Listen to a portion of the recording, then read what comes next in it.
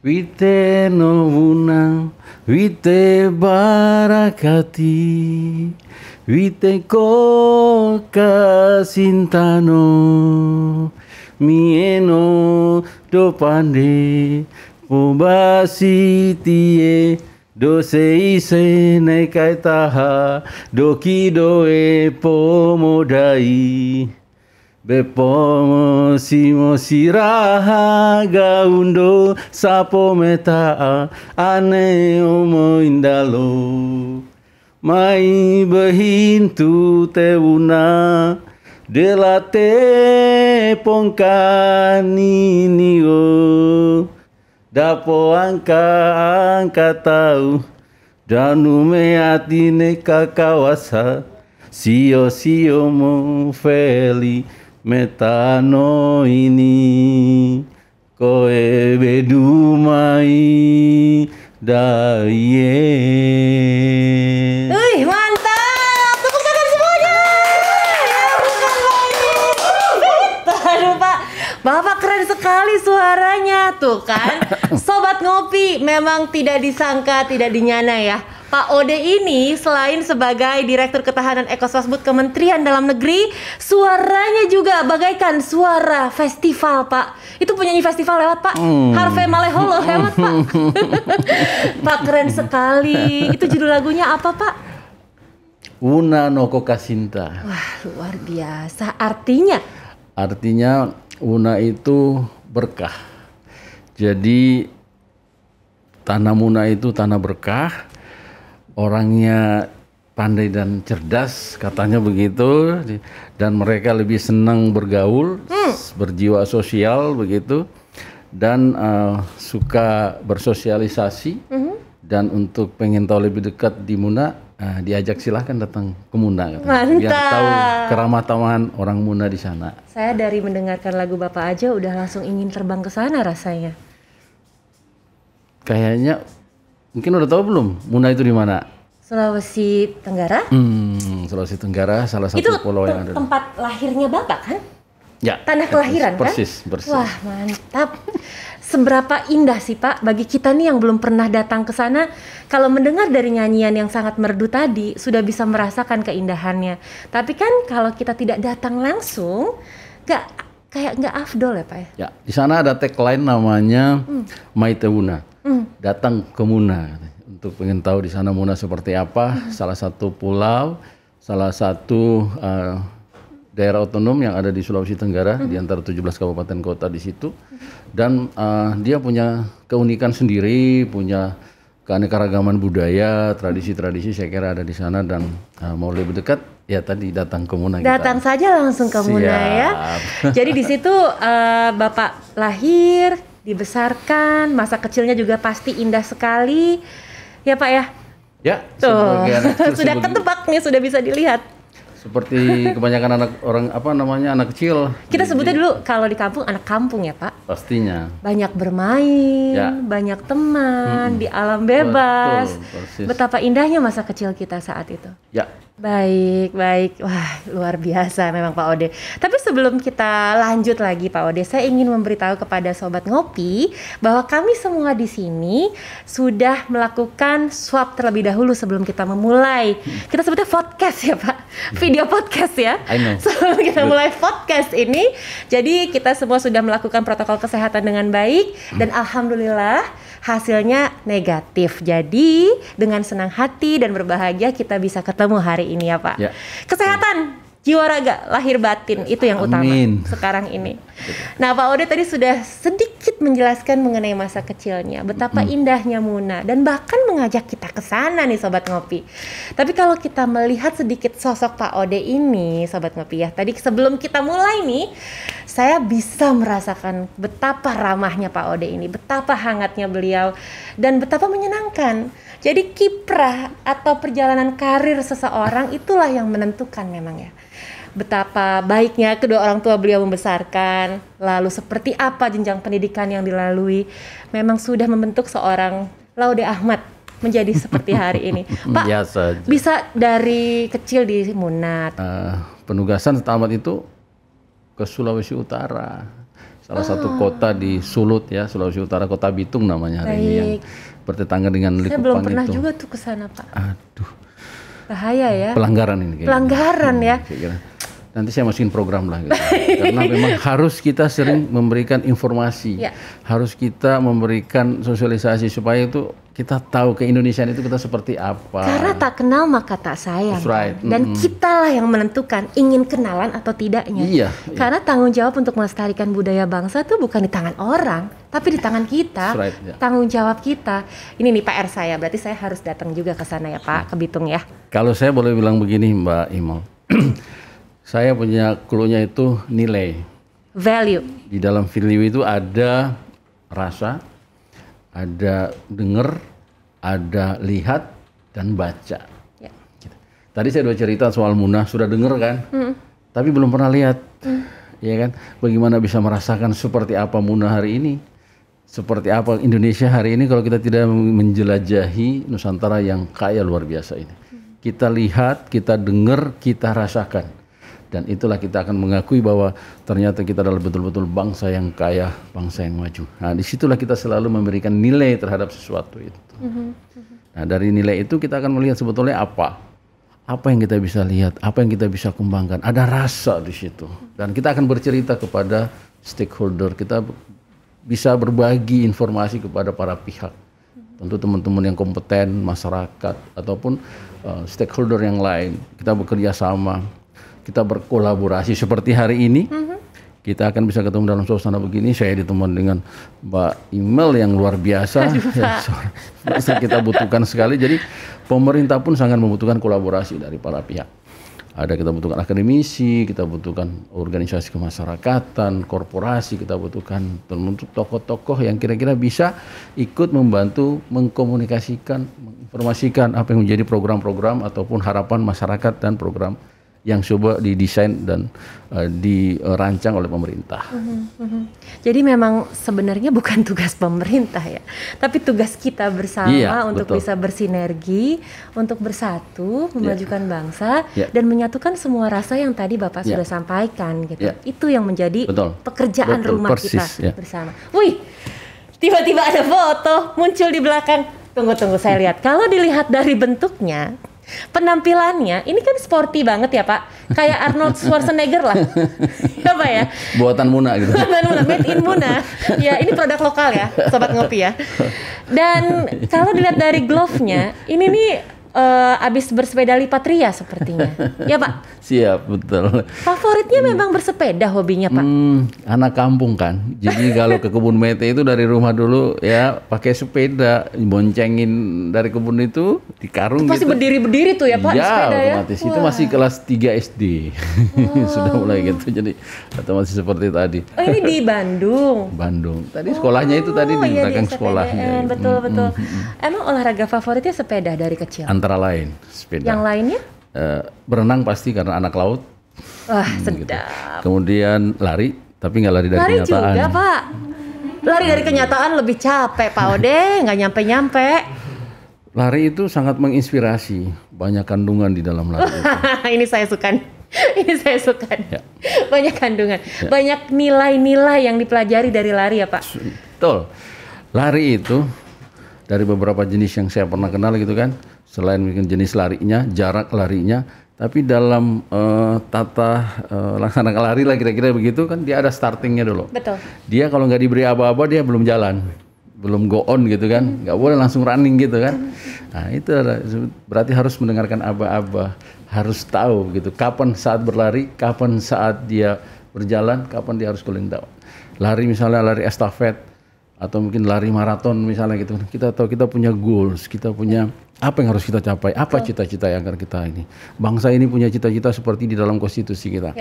Ya kan? Kita menjadi bangsa yang merdeka, berdaulat, adil dan makmur. Kita pengen melindungi segenap bangsa. Goals-nya kita seperti itu. Itu finish line-nya. Finish line-nya seperti itu. Dalam perjalanannya kita mungkin bisa sprint, ada waktunya, kapan kita harus estafet atau berkolaborasi bersama. Kapan kita harus sedikit slow down pace-nya, itu juga ada ya. Itu. Betul. Karena apa? Kalau mau jauh katanya harus jalan bersama. Kalau mau cepat bisa sendiri, tapi cuma cepat berarti hanya untuk sprint bisa sendiri. Tapi kalau mau jauh mendingan kolaborasi bersama, itu pasti jauh. Tuh kan? Banyak sekali memang pelajaran nilai kehidupan yang didapat dari lari. Salah satunya adalah harus menyelesaikan apa yang sudah dimulai. Ya, saya kira itu yang menjadi Sudah cita-cita. dimulai saat start Ya, dan harus diselesaikan persis. mencapai finish line. Ya. Jadi kita juga memiliki tanggung jawab yang besar. Nah, Betul. sebagai bangsa juga itu yang ada di pundak kita kok. ya. Kita yang punya tugasnya untuk mencapai finish line bersama. Wah, keren sekali Pak Ode. Jadi Pak, tergantung ya siapa dulu dong yang ini. Sangat Oke, jadi menginspirasi, nggak salah-salah saya kenal dulu Putri Indonesia. waduh. Pada zamannya ya Pak ya. Semuanya itu ada zamannya. Oh, betul. Masih ingat gak saya Putri Indonesia dari mana? Sumatera Barat kalau nggak salah. Kok Bapak ingat banget sih? Buka nggak ya? Jadi memang sudah yang namanya suratan takdir ya Pak ya. Kita bisa ketemu hari ini dan kita bisa bersinergi bersama menghasilkan sesuatu yang baik. Ya. Yang bisa menjadi inspirasi bagi banyak orang, bagi Ya. sobat ngopi tentunya. Pak, ini kalau jadi direktur ya, tugasnya berat nggak sih? Oh, Kan ngurusin soal ekonomi, sosial, budaya, nggak main-main loh. sebetulnya kalau tugas itu kan lebih mengarah ke tanggung jawab sebetulnya. Jadi tanggung jawab itu kita udah tahu, kita sudah disampaikan bahwa kita tanggung jawab. Tentu kita mendedikasikan, mewakafkan diri kita itu kepada bangsa ini. Apa yang bisa kita dharma baktikan untuk negeri ini seperti itu. Ya kita sejak kecil kita sudah pernah belajar, kita tahu, kita lihat, dan setelah kita rasa hari ini saya juga harus punya andil untuk berkontribusi. Kebetulan hari ini saya diamanahkan sebagai salah satu ASN, salah satu pamong praja, ya alhamdulillah. Dan di ruang ini saya berusaha untuk berkontribusi gitu, mencoba menuangkan value-value tadi ya, dengan rasa, dengan apa yang saya lihat, saya dengar begitu. Siapa tahu bisa ikut berkontribusi buat kemajuan dan pemajuan yang kita niatkan bersama sejak kita merdeka dulu. Gitu. Baik. Memegang amanah atau tanggung jawab yang begitu besar. Ya. Tentunya kan tidak mudah ya. Tentunya butuh banyak sekali kekuatan dan energi ekstra gitu. Bukan Pasti. hanya fisik saja tapi juga mental, jiwa raga. Ya. Tantangan yang paling besar apa sih Pak? Dalam perjalanan Bapak dari dulu saat belajar sampai hari ini duduk menjadi seorang direktur. Ya. Tantangannya apa yang paling besar? Saya kira di setiap saat kita bagaimana membangun sebuah kemajuan dan pemajuan. Jadi ada butuh kreasi, butuh gagasan, butuh ide, bagaimana nge-apply. Ya. Kita mulai merencanakan, kemudian kita sudah membayangkan rumusannya kayak apa, konsepsinya, rujukannya seperti apa, kira-kira begitu. Ya. Kemudian ini bisa applicable nggak, ya, implementatif nggak gitu, mendarat nggak gitu untuk kemajuan bangsa, ya kan, untuk dirasakan oleh seluruh masyarakat seperti itu. Hari ini misalnya contoh kecil, saya ditugaskan di bidang ekososbud. Kemudian saya coba menerawang seperti apa. Ketika saya dulu pernah ditugaskan mengurusi bidang politik dalam negeri, Ya. bidang keormasan, hari ini mengurusin ekonomi, sosial, dan budaya.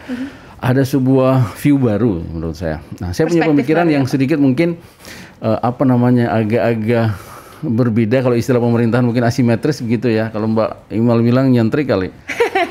Contoh gini, saya dari Sulawesi. Saya bawa pemikiran begini, gimana pemajuan budaya, bagaimana pemajuan ekonomi kreatif. Contoh ambil case misalnya batik. Batik sudah menjadi warisan dunia hari ini. Tapi saya lihat itu kan batik itu kan yang orisinal, kita lihat batik tulis gitu. Di pemikiran saya batik tulis kan tidak semua orang kompeten untuk menulis batik. Untuk menulis batik seperti Tidak itu semua saya orang kira punya keahlian itu punya ya. talenta seperti itu gitu. Nah, kalau misalnya suatu saat sementara orang tahu ini bagus, ini original, ini kualitasnya luar biasa. Nah, bagaimana kita bisa dia habis itu go global? Bagaimana dia bisa diekspor dan bagaimana dipakai? Tentu tadi kita harus memikirkan bagaimana memproduksi lebih massal, bagaimana lebih banyak. Nah, pemikiran saya yang sederhana adalah bahwa tetap itu di batik. Boleh nggak kita di dalam suatu tempat, di dalam suatu kawasan begitu, atau suatu daerah, disiapkan sebuah tempat untuk misalnya pengrajin batik itu secara massal mereka membatik. Jadi secara massal. Sama dengan misalnya ada pabrik, dalam tanda petik pabrik rokok gitu ya, mereka kan massal gitu. Jadi ada ruang yang sama begitu secara waktu membatik ini dengan desain yang sudah diciptakan, yang sudah dibuat, nah sehingga mereka membatik secara massal seperti itu oleh orang. Kalau tidak, dengan kemajuan teknologi katanya inovatif itu atau kreatif itu kan ada teknologi baru, ada pengetahuan baru, ada cara baru, ada objek baru, ada temuan baru, kira-kira gitu. Nah, di dalam kebatikan ini harusnya ada temuan baru. Misalnya, boleh nggak dia karena hari ini katanya digital? Ya. Ya kan, boleh nggak orang membatik itu digital? Oke. Tetap menggunakan tinta asli, tapi dengan cara menulisnya itu menggunakan alat yang seperti digitalize itu. lah semuanya, digitalize seperti itu. Nah, harus seperti itu. Nah, ini yang harus kita akan bersama-sama kolaborasikan. Tentu ada risetnya, ada kajiannya. Kita menggunakan para pakar expert yang lain gitu. Baru kita bicarakan ini seperti apa. Supaya ini bisa kita besarkan. Baik. Nah, sama dengan kita mengurus energi hari ini. Tapi kita harus tahu juga dari hulu ke hilir harus kita perhatikan. Maksudnya kita produksi seperti itu, kita harus bayangin yang maki siapa. Makanya kami punya tagline. Apa tuh, Pak? Cinta, bangga, dan pakai produk Indonesia. Cinta, bangga, dan pakai. Bener sih. Gimana mau bangga kalau belum cinta ya? Cinta doang, Iya. bangga saja, Gak cukup. pakai produk Indonesia. Itulah menunjukkan bahwa kita punya nation me di sana. Bahwa kita cinta, bangga, dan pakai produk Indonesia. Kita harus menunjukkan bahwa disitulah nasionalisme kita. Kita menggunakan produk-produk kita. Kalau hari ini misalnya kita tahu itu produk lokal, ekonomi lokal, lalu hanya dipakai oleh kalangan tertentu, oleh entitas tertentu, saya kira itu sangat mungkin mudah-mudahan menjadi tantangan bagi kita semua. Bahwa kita harus gimana rame-rame pakai produk Indonesia tadi. Baik, baik. Pak, tapi kan sekarang kemajuan zaman ya. Kita bicara mengenai kemajuan teknologi. Semua orang pasti menjadi adaptif, bisa mengimplementasikan teknologi dalam kehidupan. Nah, kita bicara sosial, budaya, dan ekonomi. Pastikan banyak hal yang akhirnya jadi berubah, jadi bergeser. Nah, program yang Bapak selama ini sudah lakukan sebagai seorang direktur ketahanan gitu ya, apa sih Pak yang sudah bisa disosialisasikan sehingga itu bisa menjadi inspirasi gitu, bisa menjadi pengingat bagi kita bahwa, oh iya ya, gue selama ini kok sebagai orang Indonesia tidak memperlihatkan kecintaan gue, khususnya dalam bidang sosial, budaya, dan ekonomi Indonesia gitu. Apa yang sudah berjalan, apa yang sudah disosialisasikan, mungkin Pak Ode bisa cerita di sini. Ya, saya kira pimpinan Bapak Menteri Dalam Negeri dan seluruh jajaran, para pimpinan Eselon 1, Bapak Dirjen Polpum ya, pimpinan kami, ya selalu menginisiasi termasuk seperti podcast hari ini. Jadi bagaimana mensosialisasikan, mengkomunikasikan sebagai bahan informasi. Hari ini kita harus berubah. Kebetulan ada berkah, katakan hikmah dari ujian yang sedang kita jalani hari ini di masa pandemi COVID ini. Istilahnya bahwa dalam suasana pandemi COVID ini kan kita harus menjadi yang asimetris, beradaptasi dengan sebuah tatanan kehidupan yang tidak biasanya. Suka tidak suka, mau tidak mau. Pergeseran sebuah kehidupan sosial budaya, sikap kita, cara kita melakukan hal-hal yang sifatnya sampai dengan tata peribadatan itu juga akhirnya kita menyesuaikan dengan suasana pandemi COVID ini. Nah, itu memaksa kita untuk kita lebih kreatif. Nah, sehingga dengan seperti itu kita mencoba mendesain bagaimana dalam rangka menjaga karena kontraksi ekonomi, ya kesehatan pastinya, kemudian dampak terhadap sosial itu saya kira kita butuh kerja keras. Bagaimana untuk memastikan bahwa pasar yang hari ini tidak bisa ada interaksi dan transaksi, ya kan? Nah, berarti kan sekarang pasar digital. Contoh misalnya seperti itu. Nah, kita harus tetap berkolaborasi menciptakan pasar digital. Tapi bagaimana yang para pengusaha kecil, bagaimana masyarakat tradisional untuk bertransaksi yang biasanya ke pasar desa, ke pasar kecamatan atau ke pasar tradisional tadi itu. Sementara hari ini harus digitize semua. Nah, mereka kan mungkin belum sekompeten di tempat-tempat tertentu atau pada kalangan tertentu. Nah, ini yang harus kita lakukan oleh pemerintah supaya mereka walaupun dari rumah mereka bisa tahu, oh kami sudah siap panen, kami punya hasil panen misalnya, kami punya kerajinan, kami punya hasil kreativitas dari masyarakat yang bisa dipasarkan. Ada nggak yang sudah dilakukan? Sedang berproses. Jadi kalau kita desain seperti itu, sehingga itu harus kita petakan dulu, kita zonasi sehingga misalnya ada semacam clustering ekosistem. Di sini penghasil pertanian, di sini buah-buahan, di sini penghasil misalnya bahan baku lain yang bisa menjadi komoditi-komoditi gitu. Nah, dengan mapping seperti itu, kalau istilah dalam pandemi kita zonasikan, dengan kita clustering sesuai dengan ekosistemnya tadi, saya kira bisa kita lakukan. Kenapa? Kita harus turun ke sana. Kalau masyarakat kasihan hari ini dia tidak tahu dia harus bawa kemana. Pasar hari ini tidak ada kebijakan yang seperti itu. Tentu harus kita lakukan langkah-langkah. Pemerintah sangat peka terhadap ini. Nah, kami salah satu untuk menjaga bagaimana survive-nya ini. Itulah ketahanan ekonomi seperti itu. Jadi bahwa masyarakat tetap terperhatikan. Oh iya, sekarang udah kemajuan gitu, mereka akan jadi melek dengan teknologi informasi seperti Betul. tadi. Kita bayangkan kalau misalnya ya di kampung-kampung di desa itu dengan hasil buminya begitu, mereka sudah dari kebun saja dia sudah mulai langsung menjual. Saya punya bayam sekian kilo gitu.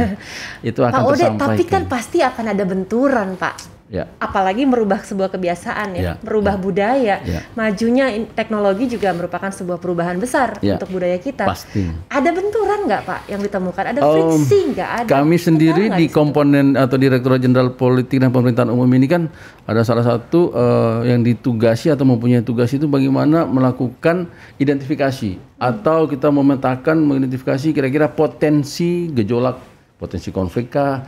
Itu kita di sini ada juga salah satu subdirektorat itu yang menangani soal intelijen tadi. Bagaimana melihat kondisi masyarakat, gejolak sosial masyarakat itu dalam perspektif sosial, budaya, ekonomi tadi kita lihat. Nah, dari situlah hasil-hasil katakan informasi, riset, survei seperti tadi kita kolaborasikan. Makanya kita akan duduk bersama. Seperti itu. Jadi pemerintah bersama multi stakeholder ini kita merancang kebijakannya seperti itu. Kita akan dengar juga suara dari petani, suara dari pengusaha lokal, suara dari para pengusaha-pengusaha. Bagaimana sebetulnya ini supaya ini ketemu, ya kan? Antara misalnya seolah-olah pasar begitu, jadi berpasar tapi di dalam ruang digital. Kita siapkan seperti itu. Tentu ini kerjasama dan kolaborasi dengan beberapa instansi atau mungkin stakeholder terkait dalam hal ini baik di pusat maupun di daerah. Ya, tapi memang butuh proses ya Pak. Kan Ya. semuanya tidak bisa dilakukan semudah membalik telapak tangan Betul, ya Pak Ode ya. persis ya. Hari ini kita harus mau maju seperti itu. Ya. Kalau mau maju memang kita ditantang seperti itu. Ya, seperti dengan pandemi hari ini. Ketika misalnya ada COVID, ya kan, ya suka tidak suka kita harus berhadapan dengan itu. Kita harus seperti itu. Tapi kan kita harus survive. Orang memang harus punya Surviving mode. Ya. Bagaimana cara bertahan hidup iya, ya. persis gitu. Oke, Jadi baik. Jadi memang ini yang sudah dikolaborasikan, juga seluruh pihak membantu adanya sinergi dari banyak orang, Pasti. mulai dari pemerintah pusat, pemerintah daerah, stakeholder, sampai dengan petaninya juga misalnya kalau kita tadi bicara soal pertanian, perkebunan dan sebagainya. Jadi semua lapisan masyarakat pun persis. juga ikut terjun di sana ya, Ya, Pak. betul. Oke, baik. Nah, kalau kita sekarang bicara soal ini, saya tertarik sama ekonomi kreatif, Pak, sebenarnya. Ya. Sekarang ini kan banyak sekali ya Ya. orang yang memiliki persepsi yang luar biasa gitu, insight yang berbeda, Ya. perspektif yang berbeda. Semuanya ingin mewujudkan ekonomi kreatif. Ya. Memiliki satu, semua orang pingin punya daya saing gitu ya, Pak. Dari Bapak sendiri gitu ya, apakah juga memberikan support kepada ekonomi kreatif kita nih saat ini yang semuanya sedang berlomba-lomba untuk bertahan dan survive juga seperti yang tadi Pak Ode sampaikan? Pastinya. Kami punya program atau kegiatan tahun ini saja, namanya Indonesia Maju Virtual Expo. Indonesia Maju Virtual Expo, apa itu Pak? Jadi di situ kita siapkan informasi melalui booth-booth gitu, apa yang bisa diinformasikan di sana, produk lokal, ekonomi kreatif. Jadi semuanya itu bisa disampaikan dalam bentuk virtual. Oke, jadi sudah kan berlangsung sudah, atau sudah berlangsung? Jadi itu sejak adanya pandemi tadi ya di Direktorat Jenderal Politik dan Pemerintahan Umum ini ya Kemendagri mencoba menginisiasi seperti apa sehingga ini terinformasi. Kalau seperti sebelum-sebelumnya itu masih konvensional lewat pasar tadi, lewat expo yang kira-kira katakan physically begitu. Kita harus hadir di sana, offline gitu ya. Nah, sekarang kita hybrid ya, kita menggunakan virtual seperti itu namanya Virtual Expo hari ini. Kemendagri sudah dia awal tahun kemarin itu sudah menggagas itu dan ini sedang berlangsung seperti itu. Hasilnya seperti apa Pak sementara Saya kira ada kemajuan, tentu orang jadi mengetahui sebetulnya saya harus masarkan kemana dan seterusnya, ada kerjasama di situ, bagaimana caranya misalnya memasarkan produknya dan seterusnya. Satu hal yang harus kita pahami juga saya kira bahwa jadi dari hulu ke hilir ini harus itu memang linear dan bekerja sama luar biasa. Kalau memang tadi dia di sana berproduksi, kita sudah membayangkan yang make siapa. Ya. Nah, kita kalau misalnya kita ciptakan dulu yang make sehingga hukum ekonomi akan berlaku bahwa demand itu kan akan melihat, oh ini harus diproduksi banyak, ini dibutuhkan banyak begitu. Nah, sama dengan misalnya dalam konteks kita bicara energi misalnya gitu kan, orang butuh-butuh misalnya itu minyak kan gitu ya, minyak, gas dan seterusnya misalnya contoh yang besar seperti itu. Karena memang industri membutuhkan, moda transportasi pasti membutuhkan seperti itu. Nah sama, kalau misalnya ekonomi kreatif tadi itu kita sudah mulai petakan. Nah, sehingga dibutuhkan riset, dibutuhkan semacam kajian atau penelitian atau unsur-unsur pentahelik yang lain. Misalnya kalangan korporasi atau swasta bisa menginformasikan. Sekarang ini lagi dibutuhkan berdasarkan tadi pangsa pasar hari ini. Begitu. Nah, sehingga itu yang diproduksi. Jadi supaya nyambung antara hilir yang di sana, di mana hulunya seperti itu. Supaya nanti ini ada kesinambungan. Nah, pemerintah hadir untuk memfasilitasi itu. Dengan sudah ada pemetaan tadi berdasarkan ekosistem tadi. Tentu hal-hal yang kira-kira menjadi potensi hambatan coba kita create di situ. Nah, kami hadir untuk selalu menjaga kesinambungan dan kestabilan kondisi yang ada di tengah-tengah masyarakat. Oke, menjaga kestabilan dan keseimbangan itu memang tidak mudah ya Pak.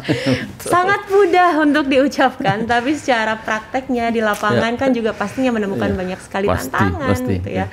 Apalagi saya bisa paham sih Pak, kalau selama ini kita yang tidak terbiasa dengan kemajuan teknologi, ya bisa dibilang gaptek lah gitu ya Pak. Boro-boro bisa diarahkan untuk digitalize, untuk buka gadget aja nggak ngerti caranya. Hal-hal seperti itu kan juga pasti menjadi tugas dari yang terkait begitu ya Pak. Dan tentunya peran dari masyarakat kan besar di sini. Ada kemauan yang dimiliki oleh masyarakat untuk maju, untuk survive, itu yang dibutuhkan.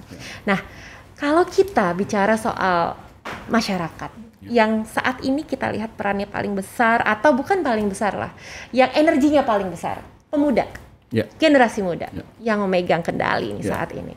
Nah, dengan perubahan, gimana Pak Ode melihat ini? Seperti apa sih peran dari generasi muda ini seharusnya di momen seperti ini, khususnya di saat pandemi seperti sekarang ini? Saya kira kan memang ini adalah bonus demografi kita. Jadi di Asia ya sebetulnya dalam range usia yang seperti itu, katakanlah generasi milenial ini itu yang akan dominan untuk sekian tahun ke depan. Nah, inilah yang akan menjadi social agent yang untuk menggalang perubahan-perubahan pada pemajuan peradaban bangsa kita. Tapi dengan tidak meninggalkan yang menjadi jati diri dan karakter bangsa kita tadi. Mereka inilah yang generasi yang akan bagaimana mentransformasikan semua kemajuan peradaban dunia, peradaban global hari ini, tapi dengan keindonesiaannya aja. Dengan bonus demografi tadi, dengan potensi mereka begitu, mereka sangat mudah. Tentu mereka sangat melek dengan teknologi informasi pastinya. Digital mereka sangat gitu. Nah, kenapa saya tadi menyampaikan bahwa kita perlu kolaborasi, kita perlu kerjasama dengan unsur pentahelik lah katakan, perguruan tinggi misalnya, karena mereka punya kompetensi untuk riset, untuk penelitian seperti tadi. Nah, saya kasih case misalnya kalangan pemuda tadi ya. Hari ini kan kita tahu kalau dalam perspektif perikanan misalnya, nelayan itu kan di perairan itu atau di laut itu kan sudah ada rumpun yang menggunakan digital. Jadi sudah kelacak tuh di mana kira-kira yang potensi misalnya banyak ikannya. Itu kan luar biasa.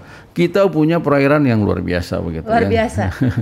Nah, potensi perikanan kita sangat besar dan saya kira ini salah satu kemajuan ilmu pengetahuan dan teknologi. Ketika di laut bisa dikembangkan seperti tadi, bagaimana melihat di sini banyak ikan dan seterusnya, sama dong ya kan. Kita melihat bahwa di sini ada kandungan-kandungan mineral dalam bumi ini misalnya. Nah, ini kita bisa lakukan. Nah, resource yang ada dalam perspektif tadi pemuda tadi itu yang harus kita gunakan mereka sehingga mereka bisa membantu dengan bersama-sama dengan pemerintah, berkolaborasi bersama sehingga mereka bisa mengkomunikasikan kita harus begini, kita harus maju dan seterusnya. Saya kira dia menjadi tulang punggung bangsa ke depan. Tapi ini menarik. Tadi saya mengutip sedikit penjelasan Pak Ode ya. Kita harus tetap mengingat identitas dan karakter bangsa. Generasi muda kita sekarang Pak, pemuda kita, Bapak melihatnya seperti apa sih? Banyak loh yang sudah lupa dengan kampung halamannya. Banyak loh yang sudah tidak ingat lagi dengan bahasa daerahnya. Mudah-mudahan Mbak Imal nggak lupa dengan kampungnya. Onde-mande, Mbak Apulo, ambo kalupo, orang Minang, tambah dah, nasi ange. Asik nih. Jadi ada suatu cerita bahwa dalam suatu kisah itu kita dulu, waktu saya kecil, kita punya keberagaman budaya. Punya sekian bahasa daerah sekian, punya kekayaan. Tapi tanpa disadari bahwa itu mengalami gradasi. Kita masih punya ribuan, bahkan setelah itu nanti akan menjadi ratusan, ternyata akan suatu saat menjadi puluhan. Kita bayangkan bahwa padahal budaya kita hari ini itu dia tidak mengikuti dalam konteks pembagian wilayah administratif. Kita 34 provinsi, 514 kabupaten kota. Budaya kita itu ribuan, bahasa kita itu, suku kita, suku bangsa kita itu luar biasa. Ya kan? Jangan sampai kalau misalnya semuanya udah mengaku suku tertentu, misalnya Mbak Imel udah nggak ngaku suku di Minang misalnya, udah nggak ngerti dengan bahasa Minang, nggak bisa lagi menari tari piring misalnya gitu. Aduh. Ya kan? Nah, itu pertanyaan sebetulnya. Nah, hari ini harus kita bisa lakukan. Artinya apa? Dengan digitalisasi sekalipun harusnya bisa kita lakukan seperti itu. Kan mudah, kalau dulu harus ada instruktur, ada yang melatih. Ya kita tinggal melihat saja seperti itu. Ya kan, jangan kita sibuk dengan kemajuan yang lain, tapi pemajuan kebudayaan kita justru mungkin tidak sementara mungkin ada yang merasa ini tidak terinfokan sehingga mungkin bisa terabaikan. Nah, ini yang kita hindari sama sekali. Nah, Kemendagri melalui Direktorat Jenderal Politik dan Pemerintahan Umum termasuk kami adalah staf yang ditugaskan untuk mencoba menjaga mengidentifikasi. Tentu kita menggunakan base statistik yang luar biasa. Kita lihat survei tadi ada kajian, ini zona merah nih budayanya nih. Ya, ini gampang terdegradasi. Ya? Ini bisa nanti diklaim oleh menjadi budaya atau seni dari bangsa lain misalnya. Ini kan persoalan nanti ke depan. Nah, dan by data itu sudah ada. Harus ada, dan artinya kita kerjasamakan. Ini selalu kita akan kerjasamakan dengan tentu instansi yang terkait dan kompeten di situ. Dan bersama misalnya perguruan tinggi supaya kita bisa memetakan sehingga nanti kalau kita menyusun desain program atau kebijakan itu betul-betul tepat sasaran. Betul sekali. Jadi dengan begitu kita bisa tahu tadi kita menghindari karena apa? Kalau suatu saat karakter kita mulai terkikis, kita sedih loh Pak. Kita mau bilang Indonesia lagi, tapi kan yang dulu hanya akan menjadi cita-cita. Saya kira tugas kita bersama ini, Mbak Imel. Betul. Wah, mantap sekali ya. Saya hari ini menjadi lebih paham gitu ya, bahwa kami pun juga jadi diingatkan gitu. Untuk bisa lebih mengenal dan mencintai kampung halaman. Karena untuk mengenal dan mencintai itu butuh proses, Pak. Ya orang nggak bisa langsung jatuh cinta dong. Harus ada prosesnya dulu dong sampai akhirnya benar-benar merasa bangga menjadi bagian dari kampung tercinta. Itu dia. Jadi gimana Sobat Ngopi? Masih bisa ngomong bahasa daerah? Nah, itu yang jadi PR kita hari ini ya.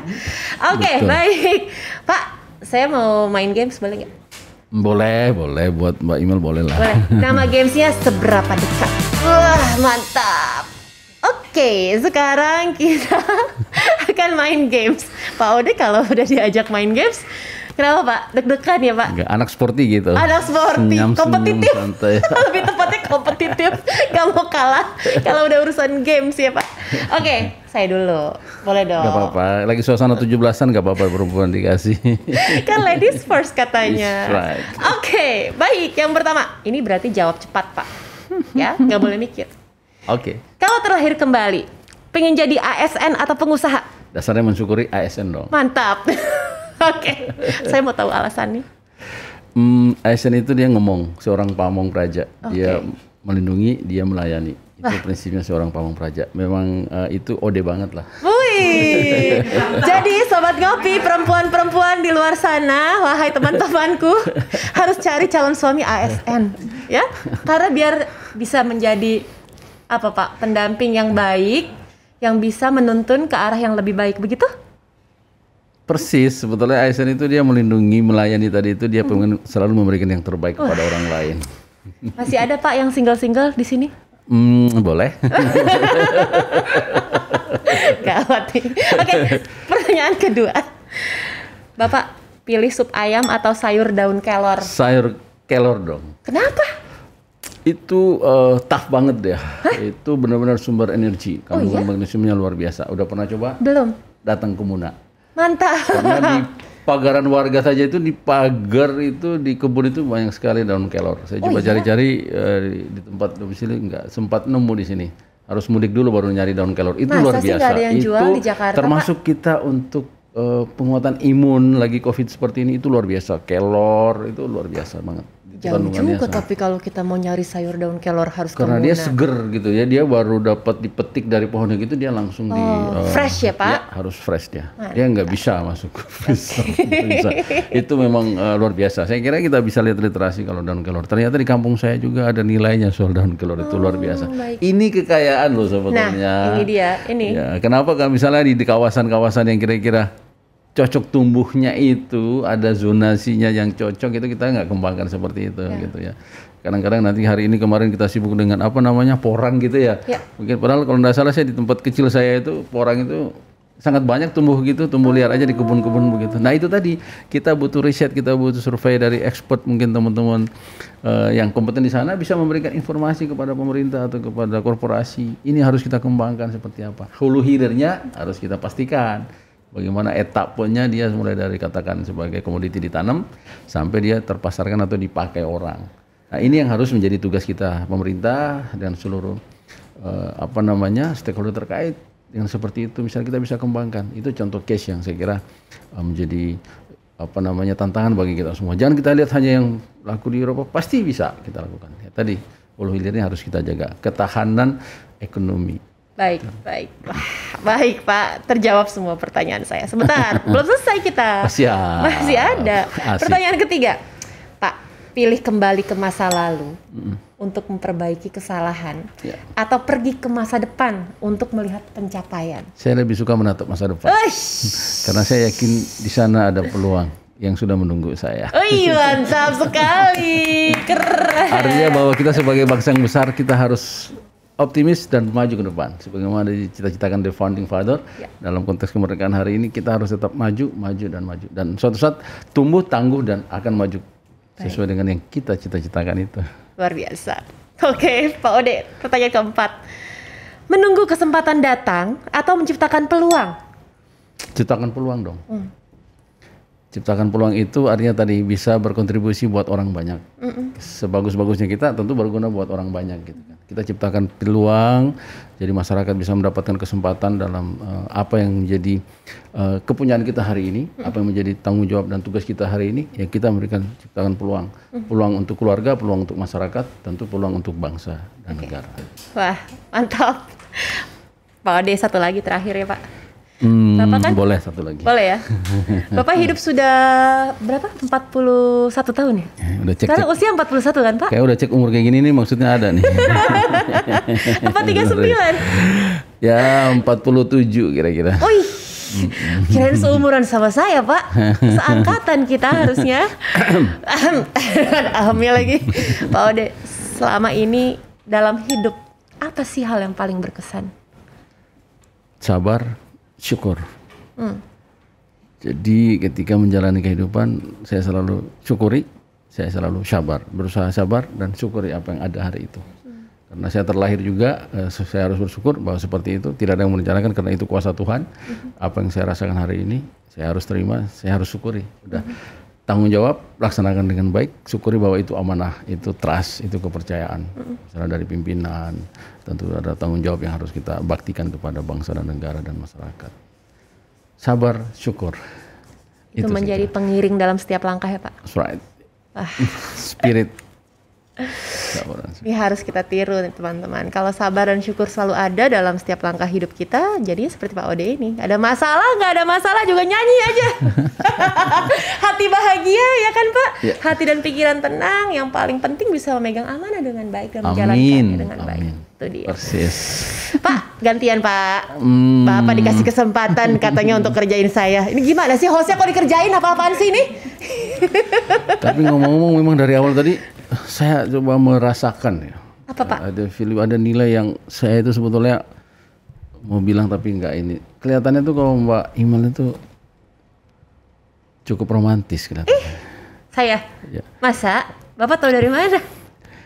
Jadi sangat romantis dari penyampaiannya, sangat lugas, sangat expert, luar biasa, smart banget kalau gitu. Amin, saya kira ya Allah. Mudah-mudahan Mbak Imal bisa berkontribusi lah kayak seperti itu. Amin. Terima kasih Pak. Kenapa ada ini? Ini apa? Ini gak ada hubungannya ya teman-teman ya Sobat Ngopi ya. Ini ada hubungannya sama pekerjaan saya sekarang. Ini ada Melani, ada loh. Sorry. Astagfirullah. Saya ini Pak Ode. Mudah-mudahan imun saya nggak turun ya. Tapi saya mau nanya dulu Mbak Imal. Kalau menurut Mbak Imal itu sebetulnya romantis itu apa sih? Romantis itu apa? Romantis itu ketika pasangan kita bisa memberikan, ya Allah, kok banyak banget sih. Ini nggak bisa di-cut aja, di-cut ya. Bisa memberikan rasa nyaman dan bisa membuat kita terbang ke langit ketujuh. Wah. Romantis tuh. Terbang ke langit ketujuh tanpa kenyamanan nggak romantis, Pak. Luar Nyaman biasa. saja tanpa terbang juga nggak bisa romantis. Harus dua-duanya. Saya lihat tadi itu di pesawat helikopter ya gitu kan. Daripada di heli, Itu Pak. suasana lamaran ya Mbak Imel ya. Saya Lagi juga nggak dilamar tahu ya. Pak kalau itu dilamar, bener deh. Tapi swear. mudah-mudahan itu cuma konten ya. Itu settingan, guys. It's a gimmick. Tapi kira-kira Mbak Imel itu mudah-mudahan is okay aja ya gitu kan. Walaupun imun agak turun. Jangan dong Pak, imun harus dijaga. Ntar kita minum teh poci Jangan ya. ditutup dulu ini, saya masih penasaran gitu. Tutup, udah cut. Mbak Imel ini kalau lamar begitu, kira-kira suka romantis pastinya, kelihatannya seperti itu. Dilamar di helikopter itu gimana suasananya? Atau dilamar pada saat makan malam misalnya? kayak Aduh apa, Pak, yang ada di kepala saya konsep lamaran itu ya, yang saya inginkan adalah romantic dinner. Udah mentok sampai situ aja Pak. Pakai lilin-lilin, lalu dinyatakan cinta, terus diminta untuk menikahinya. Udah sampai sana, nggak pernah kebayang di udara Pak. Pilihan saya cuma dua. Saya bilang iya atau saya didorong. Saya nggak punya pilihan. Daripada saya nanti terjun, ya udah saya kira punya parasut gitu. saya bilang iya aja. Nggak ya Pak, bercanda. Gak pernah kepikir Pak, nggak pernah terbayangkan saya dalam hidup bisa merasakan keindahan rasa bahagia yang begitu dalam. Itu adalah soal rasa dan nilai. Itu kita bicara lagi soal rasa dan nilai. Mungkin karena 17-an jadi rasa kebangsaan dicampur dengan rasa Nasionalisme gitu ya, Pak. Nasionalisme yang luar biasa gitu ya. Ya, apalagi kan itu juga di sebuah pulau yang saya sangat kagumi juga gitu, di Bali. Jadi saya merasakan sekali rasa, semua rasa Pak, mixed up, udah campur aduk yang ada di kepala saya saat itu. Betul. Kita kembalikan baliku lah ya. Kembalikan baliku padaku. Luar biasa. Kenapa ada itu sih? Tadi kayaknya nggak ada itu di briefingnya. Mbak Imel sebentar. Masih ada, Pak? Ada. Aduh, Harus gantian dong. keringetan, nggak mau ditacap dulu. Ya Pak, ya Pak. Tadi saya mau tanya kayak cerita soal ASN. Saya balik nanya nih. Mbak Imel tuh lebih suka jadi ASN atau jadi seperti hari ini? Jadi ASN Pak. Artis atau ASN? ASN dong. Ah? Ya. Ayah saya almarhum adalah ASN yang mengabdi pada negara. Saya ingin meneruskan jejaknya. Jadi artis mah udah pernah ngerasain kan? Jadi jadi ASN aja nanti kalau disuruh Ini milih ya. penggemar lagu ya You're the Reason ya. You are the reason. Luar biasa. Saya nggak tahu deh, saya tuh dari dulu ya, mungkin juga ini jalan Allah ya, memberikan saya kesempatan untuk jadi putri Indonesia. Karena sebegitu besar rasa cinta saya pada bangsa dan tanah air ini gitu. Jadi mudah-mudahan kontribusi saya tidak berhenti hanya pada saat saya menjabat saja, lalu selesai. Tapi sampai hari ini pun harapan saya tiap langkah dan nafas yang saya lakukan bisa memberikan kontribusi pada perkembangan bangsa. Luar biasa. Pertanyaannya makin panjang. Ini makin susah nih kayaknya nih. Duh, kok saya jadi kayak pemilihan putri Indonesia ya Pak? Ya 30 detik dari sekarang. Baik. Saya mau nanya kalau begitu. Dari tadi juga udah nanya Pak. Kira-kira kalau misalnya kita tukeran, ya kan? Mbak Imel mau jadi direktur gitu kira-kira. Kalau jadi direktur itu apa yang kira-kira Mbak Imel bisa lakukan? Apa yang mau dibuat gitu kalau jadi direktur Ekososbud gitu? Direktur Ekososbud. Gak bisa direktur yang lain aja gitu, direktur keuangan rumah tangga, kan enak ya. Beda Direktur loh. Ekososbud ya, ketahanan lagi ya. Gini Pak, kalau kita bicara ketahanan, Bapak kalau mau mengkolaborasikan dengan digital, Bapak lihat netizen kita sekarang. Ya. Ajak Pak, berkontribusi. Wah, daripada harus julid di sosial media, menyampaikan sesuatu yang menyakiti, tapi mereka kreatif. Itu kerennya. Ya. Jadi kreativitas mereka itu yang diambil. Kalau saya jadi direktur, saya Ya. kumpulin Pak. Saya tanya apa yang kamu bisa bikin untuk bangsa ini? Kaitannya dengan ketahanan Ekososbud. Berarti seperti hari ini ya, kita undang Mbak Imel itu datang ke sini, saya itu nggak salah. Berarti cocok deh jadi direktur Cocok. Ekososbud saya Cocok ya, ya. Pak? Saya ngajak semua gitu ya. Iya dong. Kayaknya cocok gitu kan. Cocok. Daripada Bisa juga mereka tukeran hanya boleh. bergibah saja. That's right. Iya. Saya kira saatnya mereka harus berkontribusi untuk bangsanya gitu. Coba kita lihat, dia harus solutif paling tidak. Betul, Untuk kekuatannya menjadi itu. besar loh. Ya, dengan resource-nya mereka gitu harus kita kasih kanal seperti itu. Di kanal mungkin hanya mereka belum ada kesempatan. Tentu dengan koridor-koridor yang kita siapkan Betul. untuk kepentingan bangsanya gitu. Bahwa dia tahu ini bangsa saya juga boleh dong gitu. Silakan. Saya kira itu adalah ruang yang sangat baik. Ada lagi. Pak, nggak mau udahan aja Pak. Saya tadi dengar di obrolan kita awal-awal itu Mbak Imel suka lari, entah lari dari kenyataan. Atau lari. Yang penting nggak lari dari tanggung jawab kan Pak? Saya mau tanya nih. Kalau Mbak Imel itu lebih suka lari sprint atau maraton? Maraton. Alasannya? Saya suka yang lama. Maksudnya finishnya lama Pak. Kalau sprint begini. Penjelasan saya adalah kalau menjadi seorang atlet sprint, kita latihan dengan setengah mati perjuangan hanya untuk bisa mencapai waktu dalam hitungan detik saja. Ya kan? 100 meter, 200 meter. Ya Pak, baru juga dandan, udah finish. Kalau maraton kan latihannya luar biasa berat, tapi ketika hari H saya harus bertanding maraton, saya menyelesaikannya juga dalam waktu lama. Jadi saya bisa merasakan, kembali lagi rasakan, saya bisa merasakan perjuangan saya di sana. Baik, itu artinya bahwa Pak, kalau kita mau jalan jauh, jalan bersama. Kalau kita mau maraton harus bareng-bareng, jangan Mbak Imel sendiri. Oh iya dong, kamu mau nemenin? Mau maraton di mana kita? Terserah. Yang jelas di spot yang kira-kira mungkin itu bisa kita kreasikan sebagai hasanah kekayaan bangsa kita. Gitu. Di mana Pak? Boleh, di sana boleh. Di sana ada loh. Ada ya? Ada Munatenki. Oke. Ya, dari satu spot ke tempat Tapi wisata. kalau maraton kan 42 km, ada spotnya? Kan setiap 10 km ditambah, jadi semuanya 42. Jadi bisa looping juga ya Pak, Bisa, sambil menikmati keindahan Muna. gitu kan. Boleh Pak, mantap itu. Asik. Datang kita ke Muna ya. Siap. Janji. Makan daun kelor ya. Saya mau tanya lagi sebetulnya, Pak. suka ditunggu atau menunggu? Wah, suka ditunggu atau menunggu? Ya. Suka menunggu Pak. Saya nggak suka bikin orang lain nunggu. What your reason? Nggak enak. Ditungguin tuh nggak enak. Mendingan nunggu deh, nggak apa-apa. Kok Bapak ketawa sih Pak? Ada apa sih? Bener nggak? Terlalu dalam. Tapi saya kira ini adalah sebuah untuk menggapai sebuah cita-cita. Saya kira persis yang sampaikan Pak Imel barusan. Ada the last season buat Pak Imel. Saya dari tadi merhatiin. Walaupun kita sama maskernya merah putih gitu kan. Bajunya ini, kostumnya merah putih. Kayaknya Indonesia banget gitu ya. Saya mau tanya betul, apa yang disyukuri oleh Mbak Imel itu sebagai orang Indonesia sebetulnya? Saya bisa makan. Indonesia Saya bisa gitu. makan rendang tiap hari Pak. Waduh, jadi orang Indonesia bisa makan rendang setiap hari. Itulah rendang. Saya pernah dengar satu waktu itu rendang itu bisa awet 2 tahun katanya gitu. Gak bisa. 1 bulan aja. Kalau 2 tahun udah ada bonus jamurnya di atas. Jadi rendang truffle nanti. Iya Pak, saya suka banget makanan Minang. Karena saya kan asli Sumatera Barat ya. Jadi ibu saya itu sangat besar perannya pada saya memperkenalkan budaya Sumatera Barat. Jadi saya bangga sekali jadi orang Minang, jadi orang Indonesia. Boleh, bangga jadi orang Minang, bangga jadi orang Indonesia. Saya tentu senang. Saya sendiri juga suka itu dengan kebudayaan, dengan hasanah Minang itu. Benar. Senang banget. Saya termasuk orang yang gemar makan nasi Padang. Wah, cocok kita. Saya termasuk juga suka mau berkunjung ke Sumatera Barat kalau diberi kesempatan, diberi penugasan gitu. Iya. Ya, karena banyak hal yang memang cukup menginspirasi lah sebetulnya. Itu sangat menginspirasi bagaimana di ranah Minang seperti itu. Tapi kadang-kadang saya itu bikin kangen karena belum bisa berangkat ke sana. Saya pengen dengar dari Mbak Imel sendiri. Saya tadi kan awalnya udah nyanyi lagu Bunda seperti itu. Gantian dong. Saya termasuk penggemarnya itu soal lagu-lagu Minang. Bapak mau lagu apa? Yang khasnya gitu kan, udah kayak gitu ya. Karena saya kan abang ya. Boleh dipanggil udah dong. Oke. Udah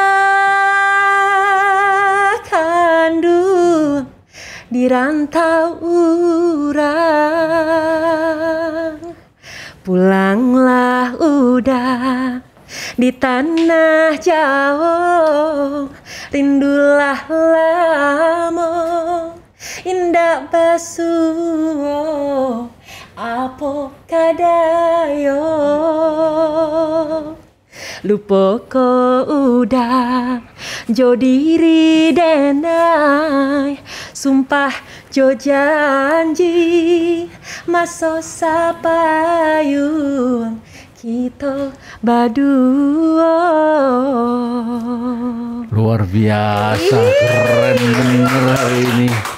Itulah Indonesia, keberagaman budaya kita yang luar biasa. Insya Allah kapan-kapan nanti the next kita bisa akan lebih mempublish ya bagaimana mengeksplor kekayaan yang masih terkandung di dalam bumi Nusantara yang kita cintai dan kita banggakan ini. Luar biasa saya kira. Wah, mantap sekali. Dan Sobat Ngopi, ingat ya, Pak Ode tadi juga sudah menjelaskan berulang kali, bukan hanya tugas pemerintah untuk bisa berkontribusi pada pembangunan bangsa ini, tapi pekerjaan rumahnya juga ada pada kita. Ya. Kita juga memiliki sebuah tanggung jawab yang besar untuk melakukan hal tersebut. Jadi kolaborasi seperti ini mudah-mudahan bisa menginspirasi Sobat Ngopi ya, sehingga juga bisa melakukan sesuatu untuk kemajuan bangsa kita. Cintai budaya itu dulu yang harus kita lakukan, baru kita bisa melakukan yang lebih setelahnya. Ya. Cipta kerja, cipta karya, cipta sejahtera untuk Indonesia yang lebih maju dan bermartabat. Mantap, terima kasih Pak Ode, terima kasih banyak ya. Terima kasih, kami juga terima kasih banget. Saya sampai keringetan ngeliat foto-foto tadi. Bersama pimpinan, Bapak expect. Menteri, Bapak Dirjen, dan seluruh banyak, pimpinan, kami menyampaikan apresiasi dan terima kasih sekali ya, teman-teman semuanya sudah berkontribusi. Insya Allah ini menjadi awal yang baik, awal yang baik untuk kemajuan Indonesia, kemajuan bangsa kita. Berangkat dari hal yang kecil, kita tidak bisa melakukan hal yang besar, kita bisa melakukan hal yang kecil dengan cara yang besar. Wah, mantap sekali. Terima kasih Pak Ode. Saya Melanie Putria pamit, Sobat Ngopi. Tapi sebelum kita pamit, Pak, saya boleh nyobain teh pocinya nggak? Oh iya. Nah, ini favoritnya Bapak kan? Nah, itu dia. Ini khas banget gitu. Kenapa? Kita jangan sampai lupa bahwa ini teh poci dan hanya khas ada di Indonesia. Gitu, karena buatannya dari tanah liat, didesain sedemikian rupa begitu, tapi ini sangat bermanfaat. Kenapa? Dia tetap menjaga kehangatannya, rasanya luar biasa. Boleh dicoba. Siap Pak. Bye Sobat Ngopi. Dadah dulu Pak. Sama teman-teman semua Sobat Ngopi. Terima kasih. Assalamualaikum. Waalaikumsalam warahmatullahi wabarakatuh.